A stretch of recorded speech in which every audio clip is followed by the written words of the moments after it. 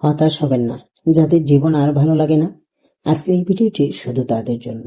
আসসালামু আলাইকুম প্রিয় দিনী ভাই ও বোনেরা, আশা করি সকলে ভালো আছেন। আলহামদুলিল্লাহ, আমিও ভালো আছি। আপনারা দেখছেন আধারে মিলবাইল ইউটিউব চ্যানেল থেকে। সঙ্গে আছি আমি আপনাদের শামসুন নাহার সোমা। বরাবরের মতো আজ আমি নতুন আরেকটি ভিডিও নিয়ে আপনাদের সামনে উপস্থিত হয়েছি।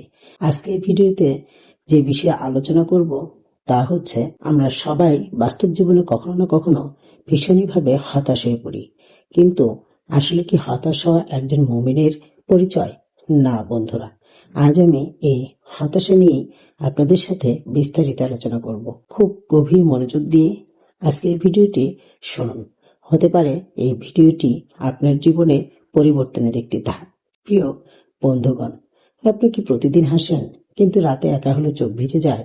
আপনি কি ভাবেন, আমি আর কত সহ্য করব? যদি এসব প্রশ্ন আপনার মনে আসে, তাহলে আজ আল্লাহ আপনাকে এই ভিডিওটির মাধ্যমে ডাকছেন। হতাশা মানে শুধু কান্না নয়, হতাশা মানে চুপচাপ বেঁচে থাকা। হতাশ মানুষ চিৎকার করে না, সে রাতে বালিশে মুখ চেপে কাঁদে, কারণ সে জানে মানুষ বুঝবে না। কিন্তু আল্লাহ আল্লাহ সব বোঝেন। কেন জীবন আর ভালো লাগে না? আপনি চেষ্টা করেছেন কিন্তু বারবার ভেঙেছেন। আপনি দোয়া করেছেন কিন্তু উত্তর পাননি, এমন মনে হয়েছে। আপনার মনে হয়েছে সবাই ভালো আছে, শুধু আমি একাই পেয়েছি। কিন্তু শোনেন, এই অনুভূতিটা প্রমাণ করে আপনি দুর্বল নন, আপনি মানুষ। কোরআনের সতর্কবার্তা। আল্লাহ তাআলা বলেন, তোমরা আল্লাহর রহমত থেকে নিরাশ হও না। সূরা জুমার 53। এই আয়াত শুধু আয়াত নয়, এটা একজন ভেঙে পড়া বান্দার জন্য আল্লাহর জড়িয়ে ধরা। আল্লাহ যেন বলছেন, আমাকে ছেড়ে দিও না, আমি এখনো তোমার পাশেই আছি। দোয়া কবুল না হলে হতাশা আসে কেন? বন্ধুরা, আমরা ভাবি দোয়া করলে সাথে সাথে ফল পাবো, কিন্তু আল্লাহ দোয়া কবুল করেন 3 ভাবে। 1, সাথে সাথে দেন। 2, দেরিতে দেন। 3, দুনিয়ায় না দিয়ে আখিরাতের জন্য জমা রাখেন। আপনি জানেন না আপনার কান্নার দোয়াটা কোন বিপদ থেকে আপনাকে বাঁচিয়ে দিয়েছে। নবীদের জীবন থেকে আমরা শিক্ষা নিতে পারি।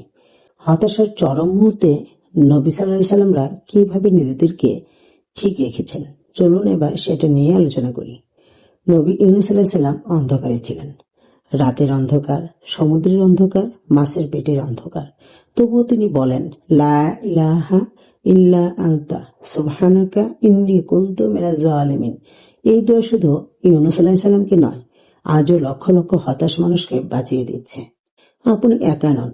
আপনি ভাবছেন, আমার মতো কষ্ট আর কারো নেই, কিন্তু শোনেন, আপনার প্রতিটি অস্ত্র আল্লাহ গুনে রাখছেন। হয়তো মানুষ আপনাকে গুরুত্ব দেয়নি, কিন্তু আসমানে আপনার কান্নার শব্দ পৌঁছে গেছে। হতাশ হলে করণীয়। বন্ধুরা, যখন আপনি হতাশায় ভুগবেন, তখন আপনার করণীয় কি? আপনি নামাজে গিয়ে বলুন, হে আল্লাহ, আমি ভেঙে গেছি। রাতে একা হলে ফিসফিস করে দোয়া করুন। নিজের কষ্টকে পাপ মনে করবেন না, নিজেকে শেষ ভাববেন না, কারণ আল্লাহ এখনো শেষ করেননি। হয়তো আজ আপনার জীবন অন্ধকার, কিন্তু মনে রাখবেন, সবচেয়ে লম্বা রাতের পরে সবচেয়ে সুন্দর ফজর আসে। যেদিন আপনি হাসবেন, সেদিন বুঝবেন এই কষ্টটাই আপনাকে শক্ত বানিয়েছে। বন্ধুরা, আপনি যদি আজ বেঁচে থাকার কারণ খুঁজে পান, তাহলে এই ভিডিওটি শেয়ার করুন। হয়তো আপনার শেয়ার কারো আত্মহত্যার চিন্তা থামিয়ে দিতে পারে। আর এমন আরো হৃদয় ছোঁয়া ইসলামিক ভিডিও পেতে চ্যানেলটি সাবস্ক্রাইব করে আমাদের সাথেই থাকুন। হে আল্লাহ, যারা নীরবে কাঁদে, তাদের কান্নাকে আপনি শান্তিতে বদলে দিন। হতাশা হৃদয়ে আপনি নূর ঢেলে দিন। আমিন।